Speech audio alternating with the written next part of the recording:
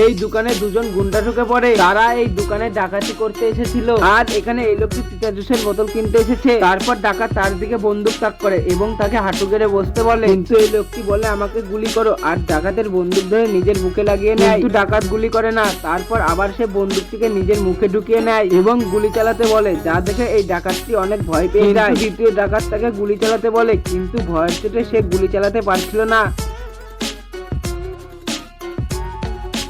যা শুনে লোকটি আরো রেগে যায় এবং তার বন্দুক দিয়ে তাকে মারতে শুরু করে। তারপর দ্বিতীয় ডাকাত তার উপর হামলা করে, কিন্তু সে তার হাত মুচড়ে দেয়। আসলে এই লোকটি আর্মির সৈনিক ছিল। তারপর সে ডাকাতদের মেরে তার বোতল নিয়ে চলে যায় এবং ডাকাতের পকেট থেকে টাকা বের করে দোকানদারকে দিয়ে দেয়। তারপর এই লোকটি তার হারিয়ে যাওয়া মেয়ের সন্ধান করতে বেরিয়ে পড়ে। আর যখন সে একজন লোককে ডাক দেয় এবং তাকে তার মেয়ের ছবি দেখায়, তখনই সে লক্ষ্য করে যে লোকটির গলায় তার মেয়ের লকেট ঝুলানো আছে। বন্ধুরা, পার্ট 2 দেখার জন্য এই ভিডিওতে একটি লাইক করে চ্যানেলটি সাবস্ক্রাইব করুন।